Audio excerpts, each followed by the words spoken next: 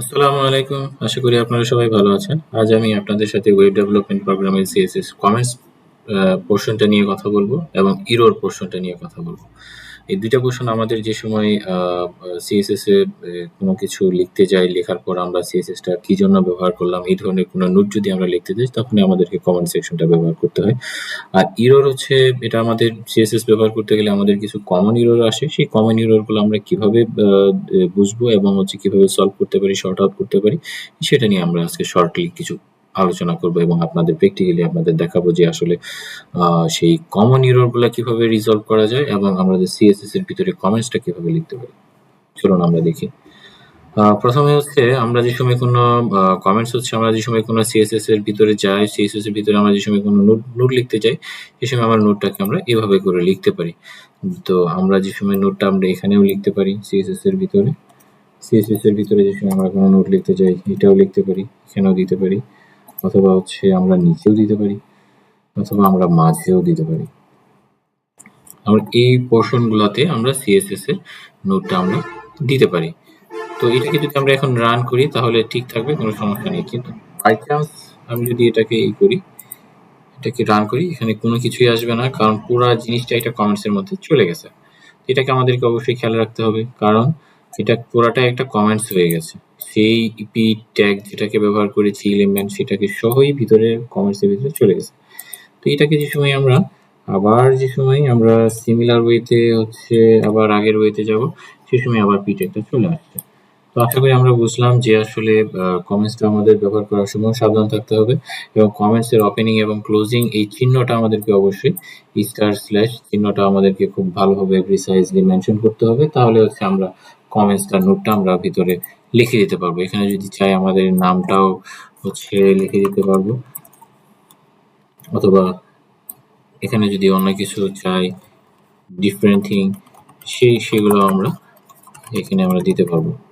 So whatever we wanna mention inside the CSS style, we can write with this laws and symbol. তো আমরা এটা symbol এটার মাধ্যমে আমরা যে কোনো কিছুই আমরা ইউজ করতে পারবো এবং দিতে পারবো। তো এভাবে আমাদের কমেন্টস গুলা লিখতে হয় সিএসএস এর ভিতরে। আরেকটা যেটা হচ্ছে আমাদের আরো কিছু ওয়ে আছে, যেমন মাল্টিপল লাইন আমরা কমেন্টস লিখতে পারি, আমরা উপরে নিচে।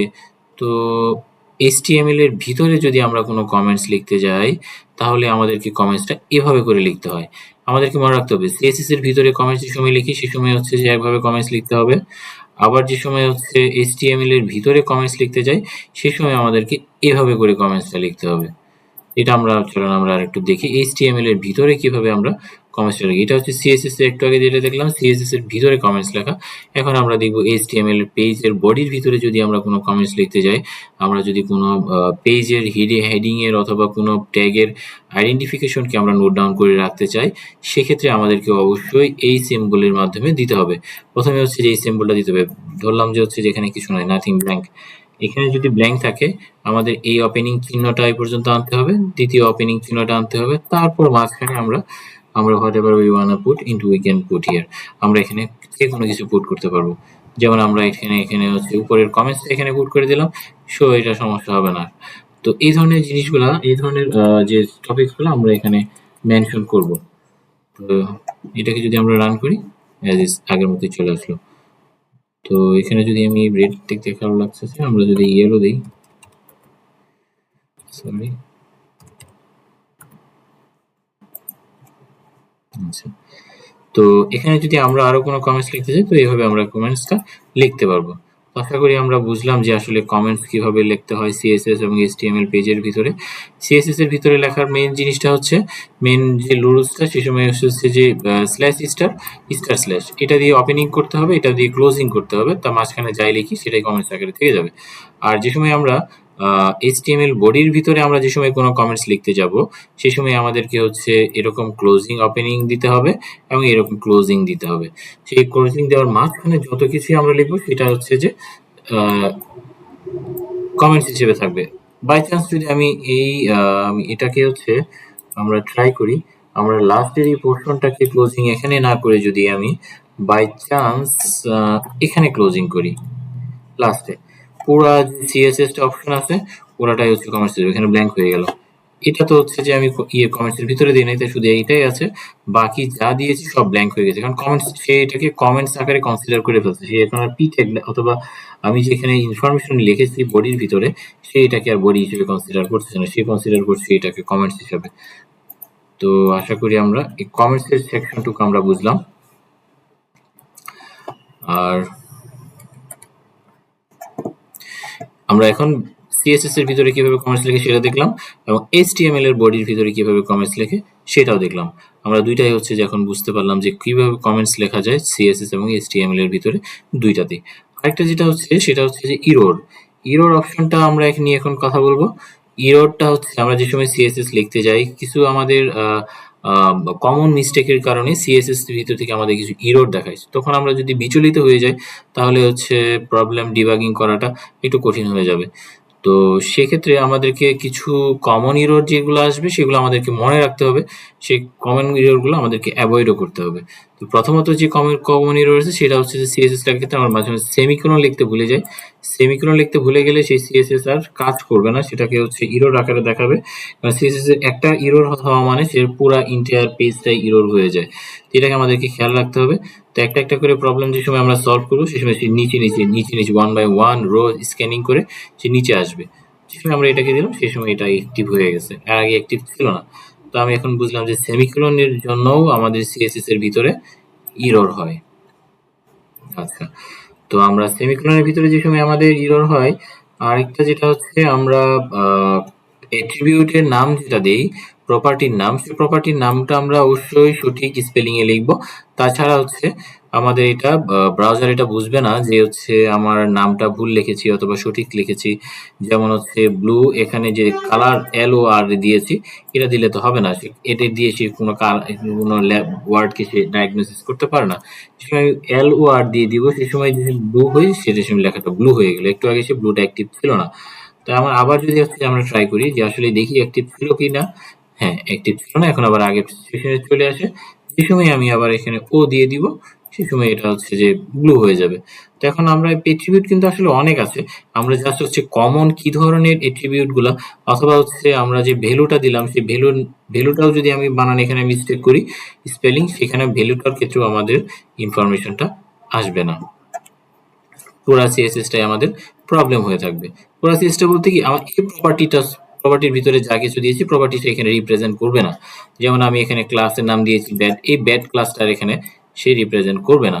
পি এর ভিতরে ব্যাড ক্লাস, যে সময় আমরা হচ্ছে যে কোনো ট্যাগ লিখি সেই ট্যাগের ভিতরে যে সময় আমাদের কোনো ক্লাস থাকে, তো সেই ক্লাসটাকে হচ্ছে যে পি ডট মানে ওই নামটা মেনশন করে দিলে তখন ওইটা হচ্ছে যে ওই ক্লাসের ভিতরের ওই ব্যাডটাই বোঝায়। আমরা যত জায়গায় আর ব্যাড লিখবো ওইটাকে সে আর মেনশন করবে না, মানে ওইটাকে রিপ্রেজেন্ট করবে না, অন্য ব্যাড হিসেবে নিবে, সে ক্লাস হিসেবে নিবে।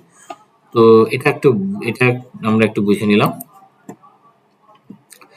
তো এখন আমরা যেটা দেখতেছি সেটা হচ্ছে ক্লাসের ইরর ব্লু। তো আরেকটা যেটা হচ্ছে ইনভ্যালিড ভ্যালুস, আমরা ভ্যালুসের একটু আগে যেটা বললাম, ভ্যালুসের মধ্যে যদি আমরা ঠিকভাবে হচ্ছে ভ্যালুসগুলো না লিখি সেক্ষেত্রে আমাদের হচ্ছে আমাদের ইরর থেকে যাবে। তো আরেকটা যেটা হচ্ছে আমাদের যেমন আমার কার্লি ব্রেসেস, যেটা যে এনক্লোজড এনক্লোজড ব্রেসেস যদি আমরা না দিই সেক্ষেত্রেও আমাদের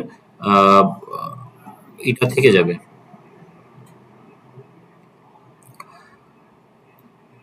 আমাদের হচ্ছে প্রবলেম যেটা আমাদের ইররটা থেকে যাবে। যেমন ওখানের ভিতরে আমরা যদি এখানে সাপোজ এখানে আমরা কার্লি ব্রেসেস দেই নাই, এটাকে যদি না করি সে আমাদের সিএসএস টা পুরোটাই হচ্ছে যে কাজ করবে না। তো যখনই আমি হচ্ছে একটা কার্লি ব্রেসেস দিব সে সময় হচ্ছে এটা মার্জিন প্যাডিং পুরোটাই কাজ করা শুরু করবে।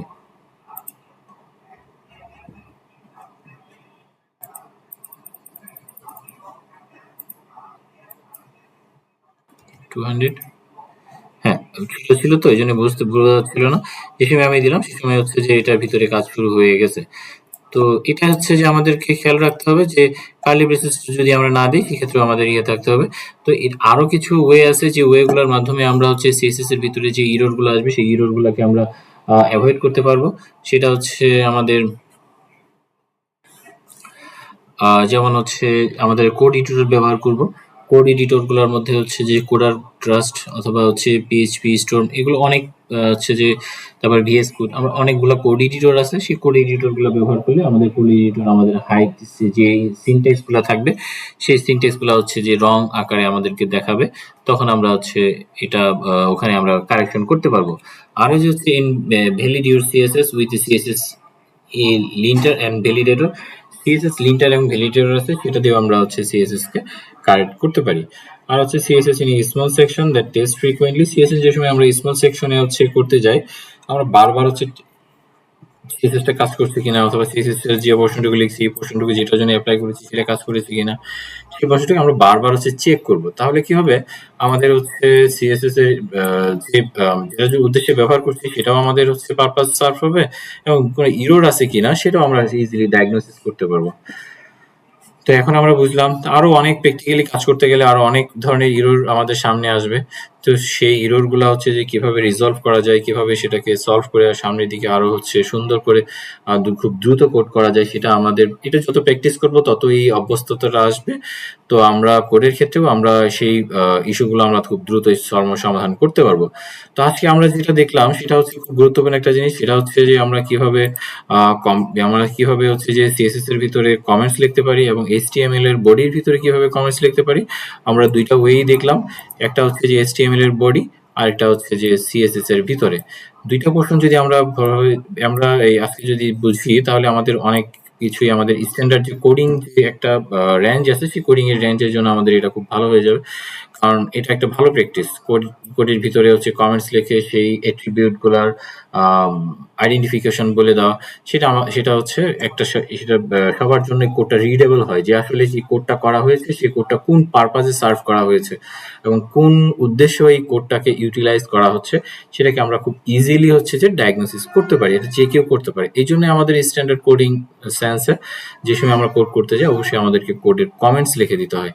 তো আরেকটা যেটা হচ্ছে যে ইরোরটা আমাদেরকে হচ্ছে সিএসএস এর ভিতরে যে ধরনের কমন ইরর গুলো, সেমিকোলন না থাকে, তারপর হচ্ছে প্রপার্টিস মিস্টেক হওয়া, তারপর হচ্ছে প্রপার্টিস এর ভ্যালুস এর উল্টাপাল্টা নাম লেখা, মাইনাস প্লাস যে ফরম্যাটে থাকে সেই ফরম্যাট না লিখে অন্য আরেকটা ফরম্যাট মেনশন করা, তারপর হচ্ছে আপনার কার্লি ব্রেসেস যেটা আছে সেটাকে সঠিকভাবে প্রথম দ্বিতীয় না ব্যবহার করা, তারপর আবার একটা হচ্ছে আমরা ক্লাস এবং হচ্ছে সেটাকে ব্যবহার করা, আবার হচ্ছে যেমন এখানে যেমন সেমি কমা যেটা আছে, কুলন চিহ্ন যেটা আছে, কুলন সিম্বলটা হচ্ছে একবারে জায়গায় দুবার ব্যবহার করা, অথবা কার্লি ব্রেসেসটাও হচ্ছে একবারে জায়গায় দুবার ব্যবহার করা। এই ধরনের প্রবলেমগুলো থাকলে আমরা হচ্ছে প্রবলেমগুলো নর্মালি হয়ে থাকে সিএসএস এর ভিতরে। এটা আমাদেরকে হচ্ছে যদি সতর্ক থেকে যদি আমরা করার চেষ্টা করি, এবং হচ্ছে আমরা যদি যত প্র্যাকটিস করি, কারণ প্র্যাকটিস করলেই আমাদের হচ্ছে প্রবলেম কিছু বের হবে। কারণ কোড করতে গেলে প্রবলেম হবে না এরকম কিছু না, কোড করতে গেলে আপনাকে অবশ্যই প্রবলেম ফেস করতে হবে, সিনট্যাক্স এরর অথবা logical error, any error you have to face. তো সেক্ষেত্রে আপনি যে সময় কোনো প্রবলেমে পড়বেন সেই সময় আপনি বুঝবেন যে আসলে আপনাকে কিভাবে প্রবলেমটাকে রিজলভ করা যায়, সলভ করা যায়। তো এক্ষেত্রে আরেকটা জিনিস আমি আপনাদের শেষ সময় এসে বলে দিই, সেই সময় আমরা যে সময় হচ্ছে ক্লাসের ক্ষেত্রে যে সময় আমরা কোনো ক্লাসকে আইডেন্টিফাই করি, সেই সময় হচ্ছে ডট দিয়ে আইডেন্টিফাই করা হয়। আর যে সময় কোনো আইডিকে আইডেন্টিফাই করা হয় সেটা হচ্ছে তাহলে আমরা আইডি কিভাবে বুঝবো, এখানে আইডি লেখা থাকবে।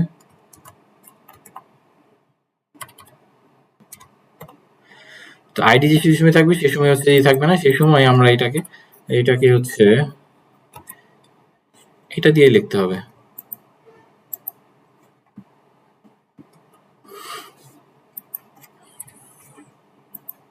যেমন এটা দিয়ে হয়ে গেল, যেমন যে সময় এটা আইডি দিয়েছি সে সময় অবশ্যই এটাকে আইডি সিম্বল দিতে হবে। যে সময় এটা ক্লাস দিব সেই সময় এটা ক্লাসের সিম্বল হয়ে যেতে হবে। ক্লাসের সিম্বল ডট, আইডি সিম্বল হচ্ছে হ্যাশ। তো এটাকে আমাদেরকে মনে রাখতে হবে যেন হচ্ছে আইডি এবং ক্লাসের যে সময় দেবো সেই সময় সিম্বলটা যেন আমাদের মিস্টেক না হয়। এটাও আমাদের একটা ইরোরের একটা পার্ট, কারণ এটা আমাদের করতে গেলে যে সময় আমাদের কোনো ইরোর চলে আসবে, সেই ইরোরটাকে যদি আমরা সঠিকভাবে ডায়াগনোসিস করতে না পারি। তো আরেকটা আছে, আমরা যে সময় কোড করব সেই কোড করার সময় যে সময় হচ্ছে আমরা একটা একটা করে প্র্যাকটিস করবো, ইরোর আসলে আমরা বিচলিত হয়ে যাবো না। ইরোর আসা মানে হচ্ছে আপনার কোডটা কোথাও না কোথাও কোনো জায়গায় বাধা পাচ্ছে, কাজ করছে না। আর যদি ইরর না আসে তাহলে হচ্ছে আপনি শিখবেনও না, আপনার কোডটা কোথায় গিয়ে বাধা পাচ্ছে বুঝতেছেনও না, অথবা হচ্ছে আপনি কোথাও কোনো জায়গায় মানে ইনস্ট্যান্ট কোনো কোড করতে গিয়ে আপনি ঝামেলায় পড়ে যাচ্ছেন, আপনি প্রবলেমগুলো সলভ করতে পারছেন না।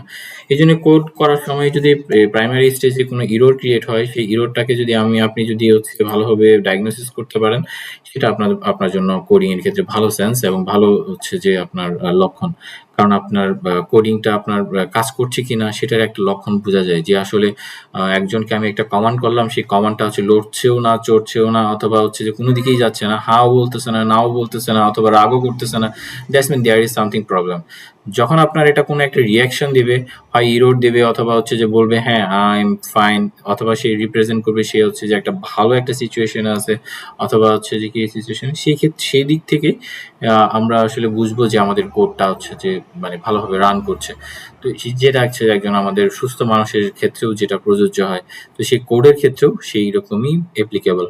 তো এই জন্য আমরা যে সময় কোনো কোড লিখতে যাব, সেই কোড লেখার সময় আমরা যদি কোনো এরর হয় বিচলিত হব না। আমরা সহজেই সেই কোডটাকে আমরা সমাধান করার চেষ্টা করব। তাহলে হচ্ছে যে দেখব যে আমাদের কোডিং যে নলেজ এবং সেন্সটা সেটা আমাদের অনেক ইমপ্রুভ হয়েছে এবং কাজ করার ক্ষেত্রে এটা আমাদের অনেক উপকারে আসছে। সহজ ভাষায় কোডিং এর জন্য আপনাকে প্রচুর প্যাশেন্স নিতে হবে, ধৈর্যশীল হতে হবে।